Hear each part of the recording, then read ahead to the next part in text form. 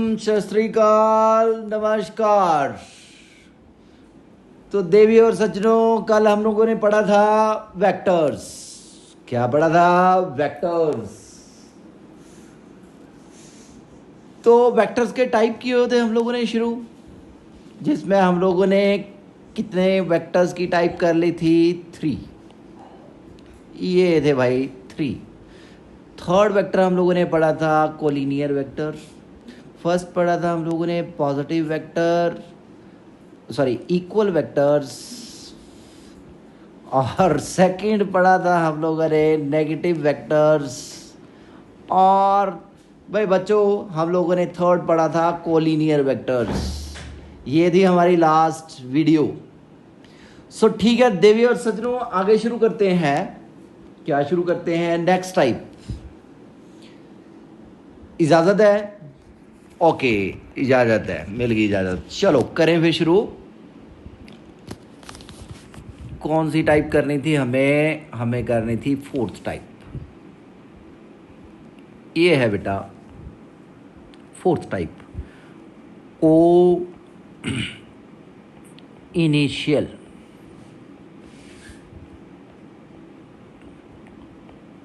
Vectors. ये बेटा इसके नेम से ही हमें समझ आ रहा है। को means common, initial means initial point, starting point. तो बेटा वो वाले वेक्टर्स जिनका कॉमन इनिशियल पॉइंट हो, तो क्या लिखेंगे हम लोग? जैसे ये हम लोगों ने मान लिया कोई पॉइंट, यहाँ से कोई एक वेक्टर जा रहा है, मीन्स ए वेक्टर। ये जा रही है अनीता, तो ये अनीता का मान लिया मैंने डिस्प्लेसमेंट वेक्टर। यहाँ से गई बबीता, ये गई बबीता, तो बबीता की जो डिस्प्लेसमेंट वेक्टर है वो इस डायरेक्शन में।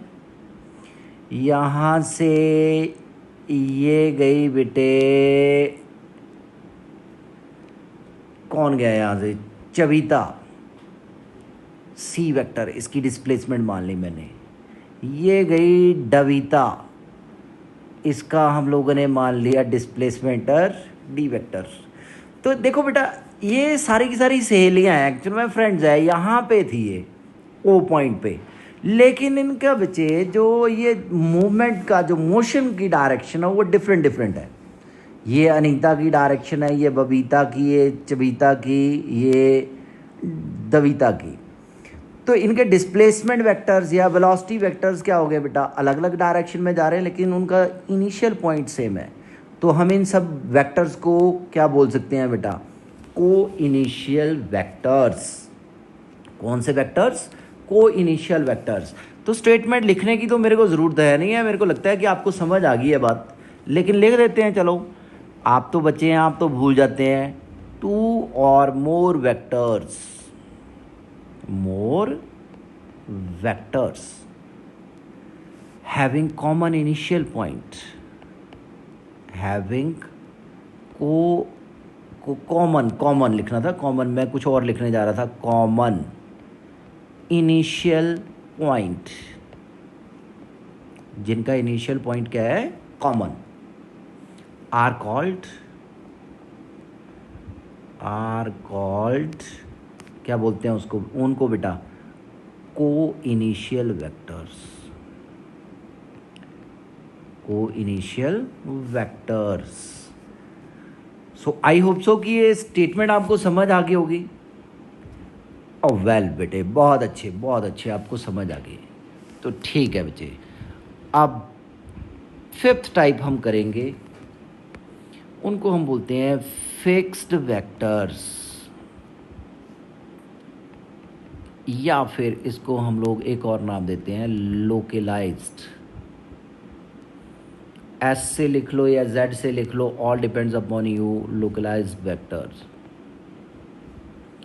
बेटा, फिक्स्ड वेक्टर जिनकी टेल फिक्स हो, जिनकी टेल क्या हो? फिक्स। ये टेल, ये हेड हमें पता है, ये टेल जो होनी चाहिए ये क्या होनी चाहिए? फिक्स। उनको हम बोलते हैं फिक्स्ड वेक्टर्स या localised vectors. Means a vector whose tail is fixed. क्या बोल सकते हैं हम लोग? A vector whose tail is fixed is called a localized or a fixed vector. I hope so कि ये भी आपको समझ आ गया होगा. इससे उल्ट क्या होगा, जिसकी टेल फिक्स नहीं होगी उसको हम लोग क्या बोलते हैं बेटा, non localised.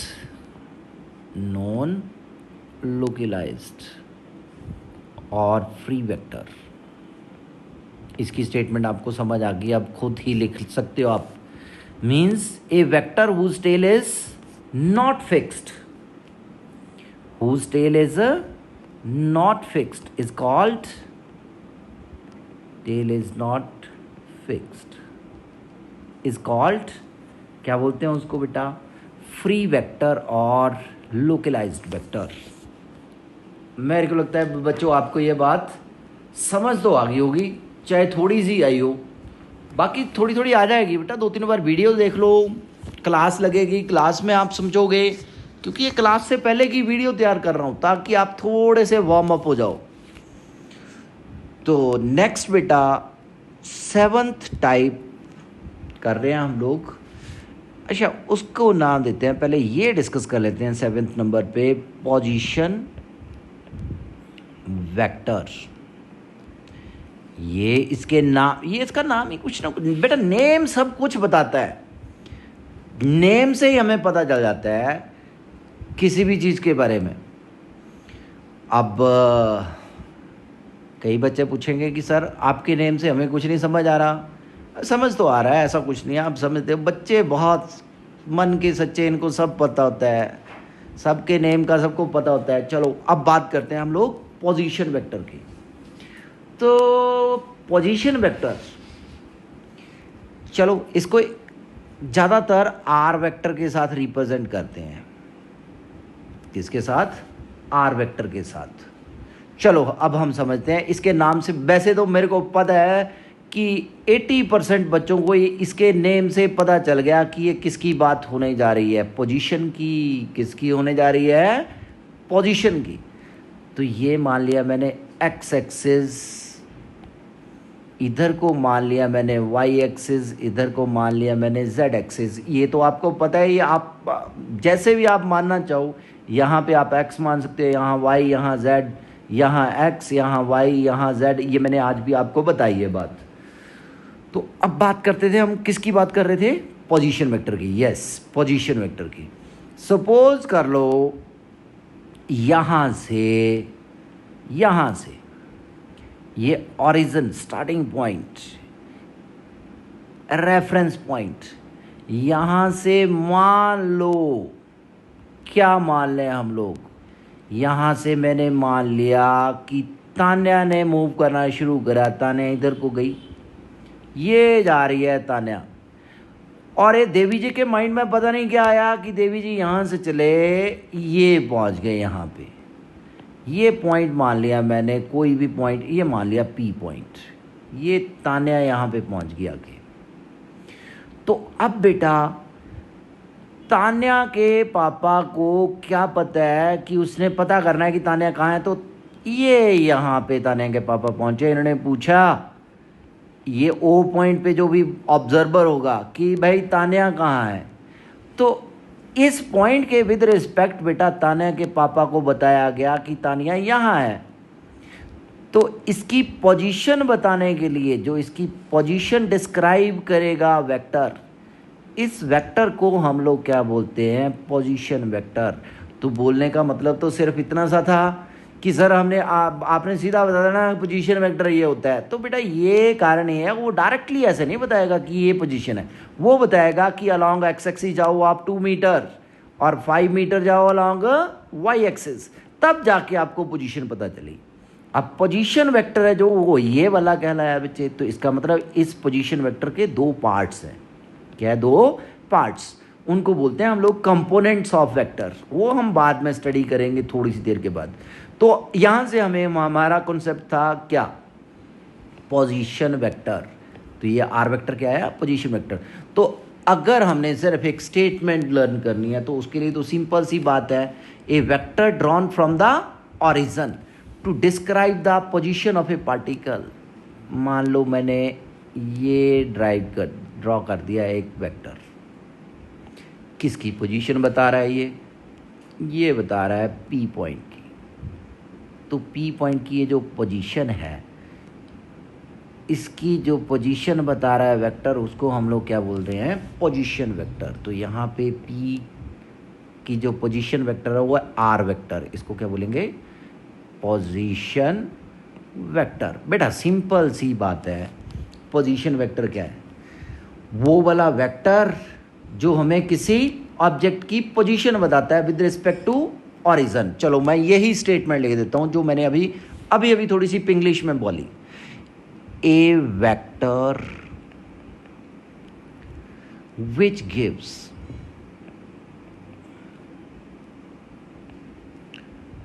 the position of an object, the position of an object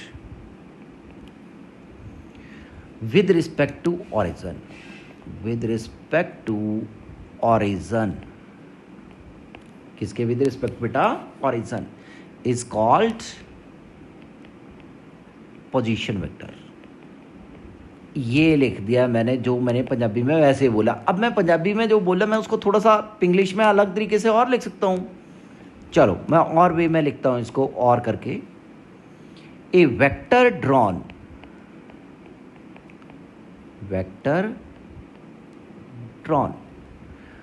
from the origin to describe,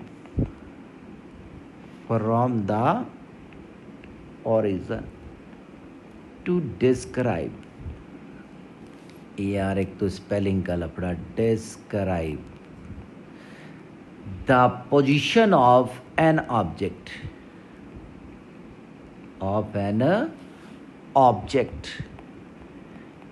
is called position vector.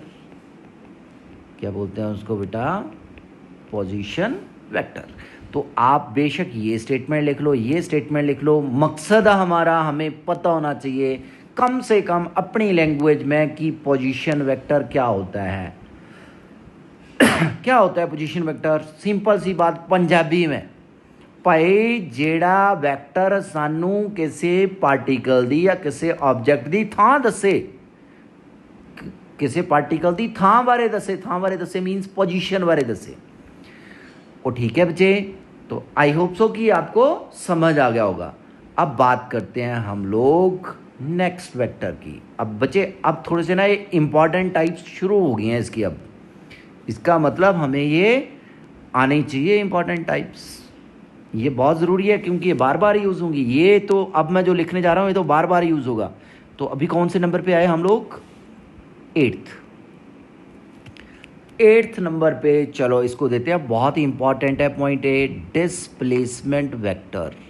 देखो बच्चों, ये हम डिस्प्लेसमेंट कब से पढ़ते आ रहे हैं, पहले भी हम लोगों ने डिस्प्लेसमेंट पढ़ी। तो डिस्प्लेसमेंट वेक्टर क्वांटिटी होती है, ये हमें पता है। डिस्प्लेसमेंट वेक्टर होता, वैसे डिस्प्लेसमेंट होती क्या है भाई?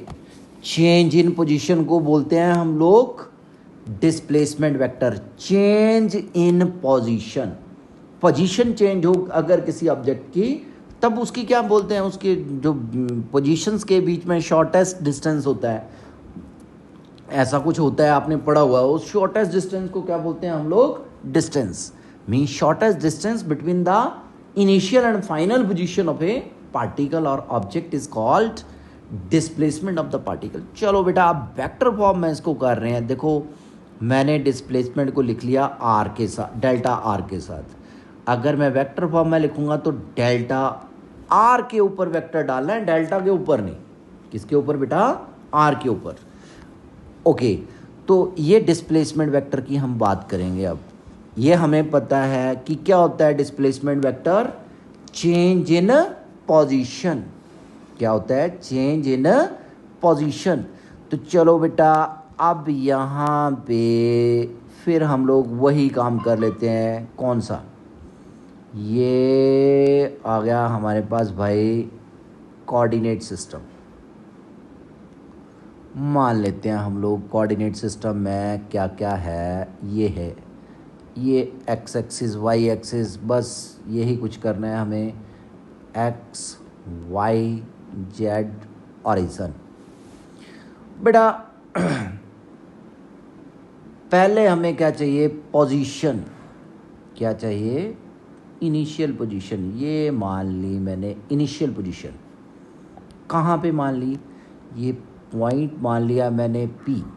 यहाँ पे इस P पॉइंट पे कोई पर्सन है, चलो पर्सन मान लेते हैं। यहाँ पे मैंने मान लिया कौन है, लवप्रीत, लवप्रीत सिंह। ये चल मेरे भाई यहाँ पे बैठा हुआ है, तो with respect to origin Lovepreet Singh की ये पोजीशन मान ली मैंने R1 वेक्टर। पोजीशन वेक्टर क्या मान लिया इसका बेटा, R1 वेक्टर। अब भाई ये हो गया तंग, इसको किसी बच्चे ने ना परेशान कर दिया एक जगह बैठे बैठे को। ये काम कर रहा था अपना, इसने सोचा चलो मैं अपनी पोजीशन बदल लेता हूँ। ये पहुँच गया भाई आके कहाँ पे, Q पॉइंट पे। कहाँ पे पहुँच गया आके, एट पॉइंट Q।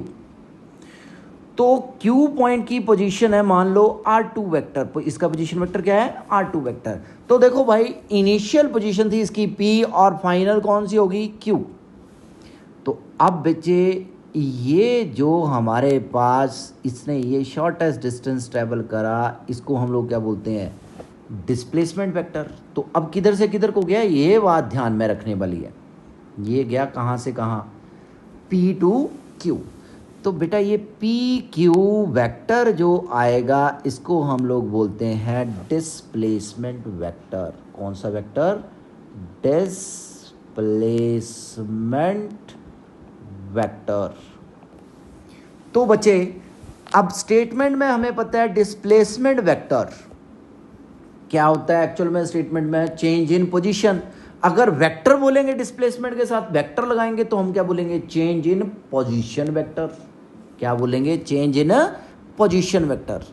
तो चेंज इन पोजीशन वेक्टर में क्या होता है, फाइनल पोजीशन वेक्टर। अब फाइनल पोजीशन वेक्टर क्या आ रहा है बेटा, फाइनल पॉइंट के पोजीशन वेक्टर को बोलेंगे, वो कितना है R2 minus initial position vector कितना है R1।